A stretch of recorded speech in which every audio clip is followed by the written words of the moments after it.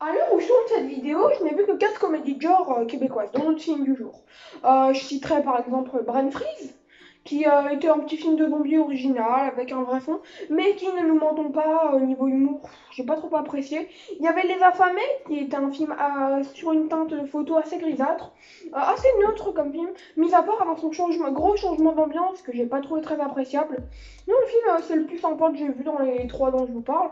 Puis ensuite, il y a Slacks, un film dont j'ai très peu de souvenirs, pourtant je l'ai vu il y a un an et demi peut-être. Mais ouais, il m'a pas laissé grand souvenir, si ce n'est que je l'ai trouvé sympa sans plus dans mes souvenirs.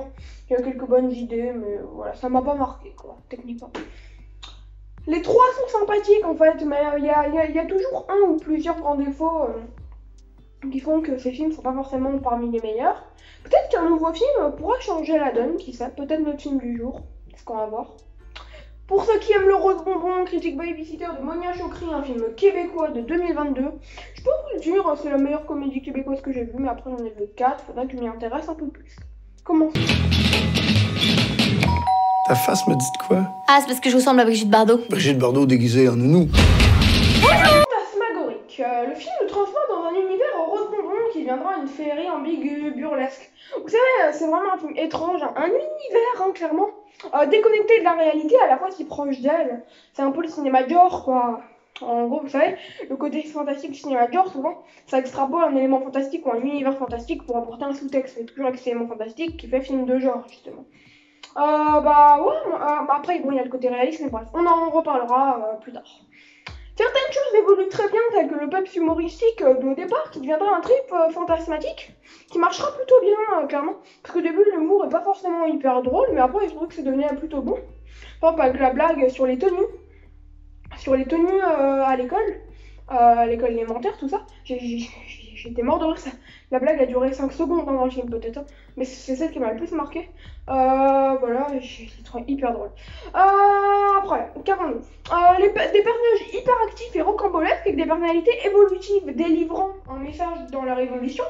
Tantôt par des Carpentès, tantôt invraisemblable. On est sur des personnages délirants, quoi, par moment. Sans être déjantés, voyez-vous, en mode. Comment expliquer ça? En mode vraiment fou et tout. Non, non, vraiment, on est sur des personnages juste, en gros, fantasmatiques, un peu extravagants. Soit des évolutions jamais simples dans leurs évolutions, et toujours complexes, mais avec un développement très fort, quoi. Peut-être que ça plaira pas à tout le monde. Après, il y a la cinématographie offerte par Monia, et je vais dire Monica, Monia Chokri et José Désert, qui offriront des scènes colorées passant d'une ambiance à une autre en un claquement de doigts. Il y a la scène du café, la scène de la piscine où ça devient tout rouge d'un coup, ou la scène du café où en fait, vous savez, il y a cette espèce de ralenti et tous ces gros plans, vraiment où vous savez, ils parlent du livre, les deux frères. Et il y a un moment, vous savez, avec les deux amis qui discutent et le garçon au distributeur. Voilà, au distributeur de bonbons. Je trouve ça super fort. Après, où en étais-je? Les très gros plans d'ailleurs sont utilisés à foison dans le film pour créer cette ambiance rose en fait, mais toujours sur un ton plein d'étrangeté. Parce que le film utilise pas mal de teintes roses au bout d'un certain moment. Clairement, ce qu'a réussi le film est assez étonnant, être fantasmagorique sans faire de faute, et bah c'est extraordinaire quoi. Je trouve clairement qu'elle a fait du très bon travail, Monia Chokri. Donc, on passe au deuxième point de la vidéo. Écrit un livre? C'est sur quoi? Une lettre d'excuse à Chantal Tremblay. Métaphorique. Donc, on voit que chaque personnage a une vision différente, en fait, poussée au burlesque. Poussée au burlesque, il y a un point où je me demandais à certains moments si un seul des personnages avait raison, quoi. C'est dur de choisir un camp, hein, c'est ça qui est compliqué. C'est abordé d'une telle manière, en fait, chaque personnage délivre un message, on ressent que le film aborde très bien ses personnages, en fait. Chacun délivre un message, comme je l'ai dit tout à l'heure, d'évolution en évolution. Le film aborde des scandales. Après, je n'ai pas tout compris du film, hein. Je pense que j'ai même pas compris 50%. Mais de ce que j'ai compris, ça aborde les scandales, la fausse semblance de certains face aux situations. Par exemple, les scandales, justement. La remise en question, le féminisme, qui est le plus gros sujet du film, qui est amené d'une telle manière où en fait, c'est pas amené de manière habituelle, comme dans les films à la MFA, tout ça. MFA que j'avais bien aimé, mais qui était pas extraordinaire. Tout cela n'est jamais classique pour pousser son originalité loin en fait. Le film, il aborde ses sujets d'une manière très puissante.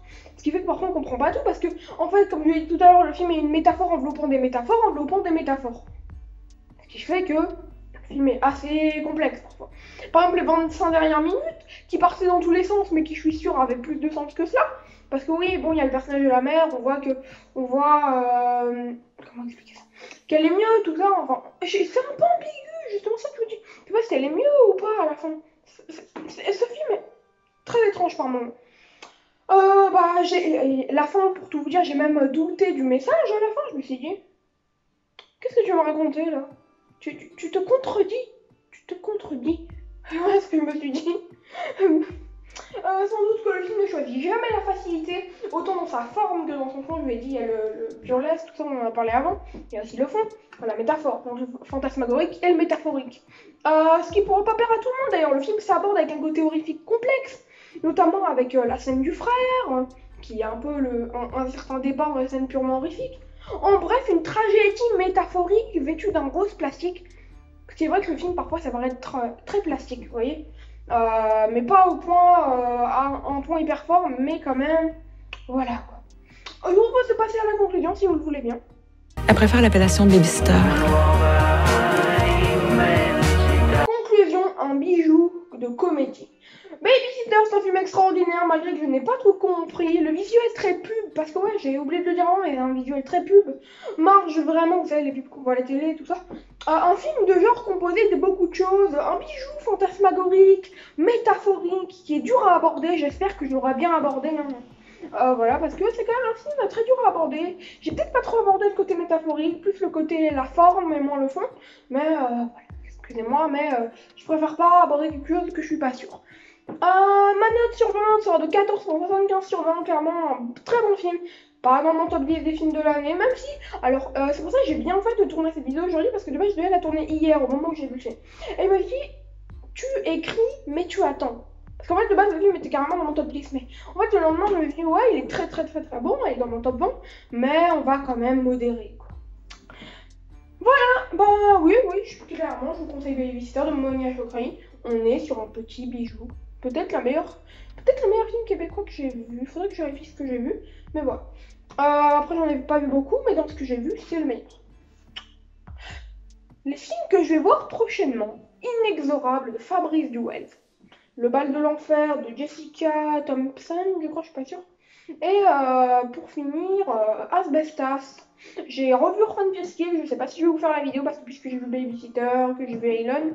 Ce qui fait que je sais pas si j'aurai le temps parce que dès que j'ai fini le montage de Babysitter, je passe à voir Inexorable. Dès que j'ai fini Inexorable, je vais essayer de voir et je dois voir Asbestas. Ah mais oui, Asbestas, je dois le voir demain. Donc vous voyez, faut que j'aille vite. Ciao, c'est Martin Méga. Prenez soin de vous, moi je prends soin de moi et j'essayerai quand même pour Orphan Festival, mais peut-être dans une semaine.